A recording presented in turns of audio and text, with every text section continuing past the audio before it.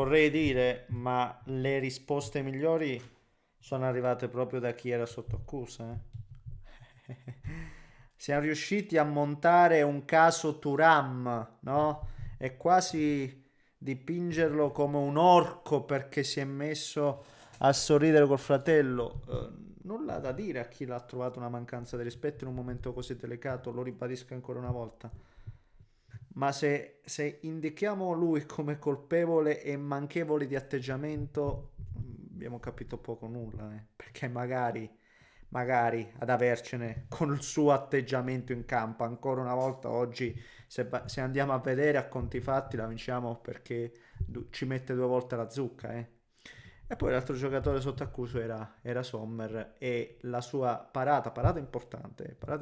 Hanno fatto vedere un replay, se non sbaglio, verso il 70esimo con un'altra angolazione. La parata l'ha fatta, ma la parata l'ha fatta per davvero, ragazzi. E se lì vai sotto, non lo so che aria può tirare.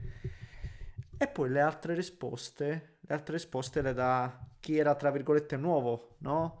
Rispetto ai cosiddetti titolari. Deverai dietro, è sempre una garanzia. E l'altro lì davanti, Più Esposito ha fatto un partitone. Più Esposito una partita veramente di grande livello. Se questo è il debutto in Champions League partiamo molto molto bene. E poi, attenzione perché parliamone di Ajax Inter e non solo, perché nella parte finale, ragazzi miei, qualcosina sulla squadra campione d'Europa e sull'Atalanta che per forza di cose inizia, lo chiamiamo proprio un nuovo ciclo, un nuovo percorso, ma è chiaro che è lontana dai grandi fasti anche europei, no? che ci ha regalato con Gasperini. Ne parliamo, come se lo facciamo prima vi invito con il solito a lasciare il like per sfamare l'appetito insaziabile dell'algoritmo che adesso vuole anche l'hype, no? Se ne inventa una più del diavolo, quindi se volete soddisfatelo pure. Invece per soddisfare i miei di bisogni, che avrei bisogno solo di un letto e di stare sdraiato H24 perché ho un dolore alla schiena e alle anche fuori dal mondo, ragazzi. Sembro un vecchio di 60 anni. Sembro invecchiato come Luis Enrique nelle ultime 3 settimane, è una roba pazzesca. E vi invito ovviamente quindi a iscrivervi per seguire tutti i prossimi contenuti. Ci sono tutte le varie piattaforme in descrizione, vi lascio tutto lì, vi ringrazio. E a proposito dei prossimi contenuti, sorpresina domani. Più che domani, dopodomani, sorpresina. Rimanete perché c'è una sorpresina. C'è una sorpresina. E... e niente, grazie. Grazie come dico sempre. Allora, partendo da ex Inter. Allora, un primo tempo un po' sulla falsa riga di quello che ho visto in Juventus Borussia Dortmund. Forse entrambe le squadre ne sono uscite un po', no? Non dico a corto di energie, è brutto dirlo, soprattutto se pensiamo che siamo al 17 di settembre. Però sì, il primo tempo è stato un ritmo veramente blando, onestamente. E abbiamo visto poco, ripeto, un'occasione per testa se andiamo, oltre al gol segnato dall'Inter, perché una l'ha avuta l'Ajax, prima l'abbiamo avuto noi con il tiro sempre di Thuram. Incredibile come Thuram abbia fatto praticamente ancora una volta tutto lui. Si era procurato il rigore, l'occasione prima del gol appunto i due gol. Una roba fina Thuram. Veramente sta divinamente il capocannoniere al momento con 3 gol in Serie A. Anche oggi debutto doppietta e gol che valgono 3 punti. E veramente parlare in questo momento di Thuram e tacciarlo, tacciarlo come uno che non si sta comportando, no, bene in virtù della squadra. Non scherziamo, ragazzi miei. Ribadisco ancora una volta. eh, Se Turam quando sorride è sinonimo che sta bene, fatelo sorridere. Ma fatelo sorridere, ragazzi miei, fatelo sorridere. Poi ribadisco, capisco quelli che l'hanno trovato una mancanza di rispetto, lo capisco assolutamente. Io tempo fa forse avrei fatto anche peggio. Però ragazzi, contestualizziamo il tutto, ribadisco, contestualizziamo. Sommer, l'ho detta prima la parata, è anche vero però che nel finale ha avuto un'incertezza su quella parabola e se becca il gol il giocatore Akanji non riesce in qualche modo a ostacolarlo. Poi sapete, siamo sempre influenzati dal gol, dal risultato finale, perché a conti fatti, ribadisco, secondo me l'Inter paradossalmente ha giocato meglio contro la Juventus per gran parte della gara piuttosto che oggi, anche se poi mi è piaciuta l'Inter perché a tratti l'ho vista anche in crescendo, ripeto, primo tempo un po' blando, poi però per il secondo tempo quasi dominio per lunghi tratti dal punto di vista del gioco e del palleggio, ripeto, sempre un po' ritmi lenti, si può fare il 3-0, facciamolo se si può fare il 3-0, non ci accontentiamo, secondo me questo deve essere un messaggio che deve passare. E ripeto, mi è piaciuto tantissimo Pio Esposito, mi è piaciuto da morire quanti palloni ha lavorato e come ha dialogato, anche il dialogo che fa con Turam e poi serve di prima, no? Con i tempi giusti Dumfries, il lavoro che fa nel primo tempo e dà quella palla a Turam, ma tante giocate interessanti, tanti palloni messi a terra, molto molto bene per questo ragazzo di 20 anni che debutta così in Champions, veramente molto bene. E a questo punto ne approfitto per dire, oggi lo posso anche capire, capisco Kivu che vuole dare, non so, una chance per rifarsi a chi giocava contro la Juventus, non lo so, quindi affidarsi teoricamente, levato a Cerbi De Vrij, che io non lo vedo neanche un downgrade, neanche un cambio, ha cambiato praticamente solo Lautaro di davanti, che se non ho capito male è lui che aveva il problema di schiena, e quindi questo è, ma da qui in avanti dico, come l'ho visto coraggioso in alcune scelte, Kivu deve continuare a esserlo, panchinare anche chi è un po' lento, testiamoli questi giovani, abbiamo visto Pio, voglio vedere di più Susic, Frattesi lo vediamo adesso dopo tanto tempo, c'è bisogno anche un po' no? Di energia nuova, ecco, mi sento di dire questo. Comunque, bene questa vittoria, ne avevamo assolutamente bisogno, ottime risposte sotto questo aspetto, queste partite vanno vinte perché io vi dico la verità.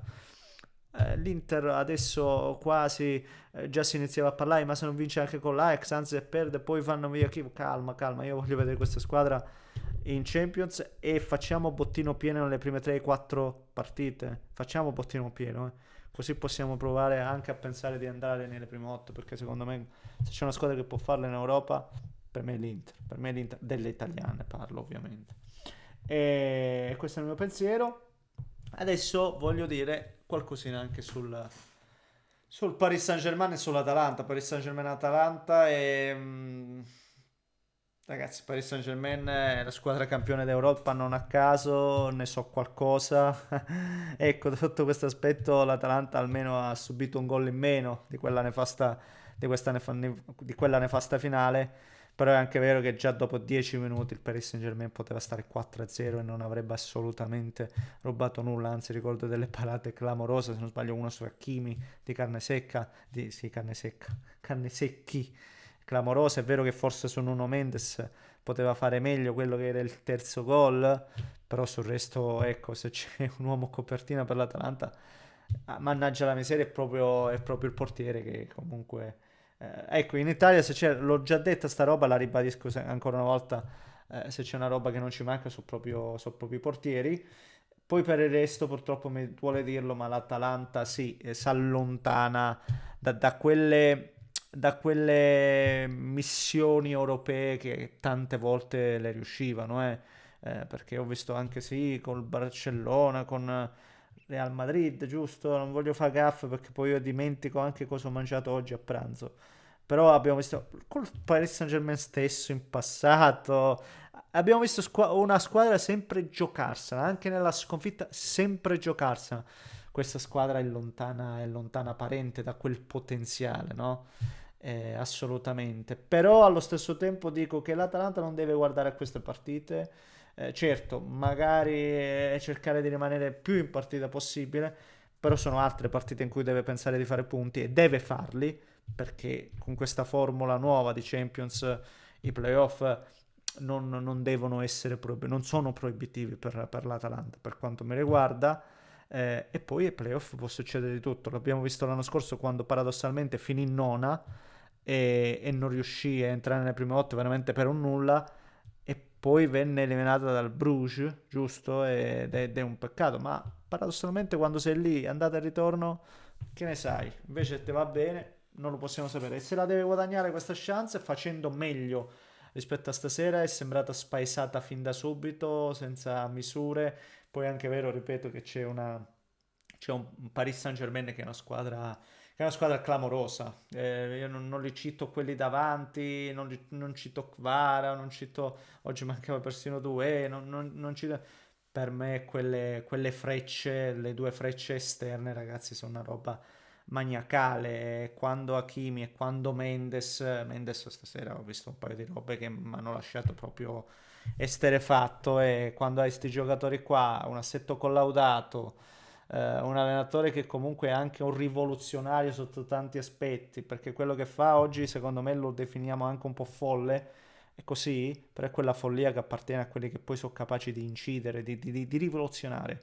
E io sono convinto che in futuro quella roba che sta lui facendo, no? Quello di guardare la partita dalla tribuna nel primo tempo e poi di scendere in campo nel secondo, non lo so, ma sono sicuro che verrà aggiunta un'altra figura nello staff in futuro, no? Sarà permesso a un allenatore di rimanere in campo, un altro magari di supervisionare su, non lo so, ma qualcosa succederà in tal senso perché davvero può essere qualcosa di interessante per un allenatore, avere una panoramica diversa, eh? Quindi è una cosa che può sembrare folle, ma che ha assolutamente, secondo me, dei benefici. E non è a qualcuno, no? Qualcuno in maniera ingenua potrebbe dire, no, forse come si dice, mettersi in mostra, protagonismo, no, non è quello per quanto mi riguarda.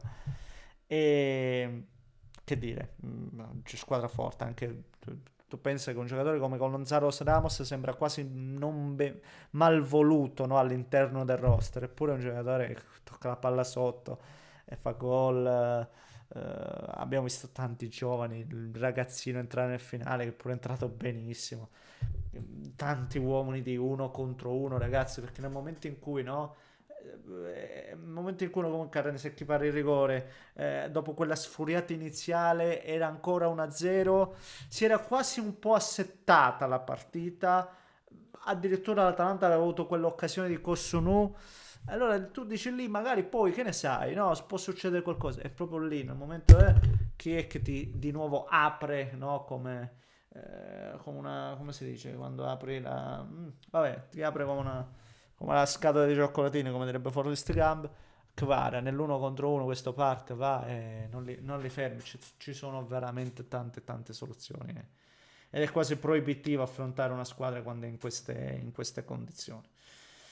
Va bene, signori miei, questo è il mio pensiero. Fatemi sapere cosa ne pensate voi. Commentate, like se volete, iscrivetevi al canale. Un grande abbraccio da Neschio.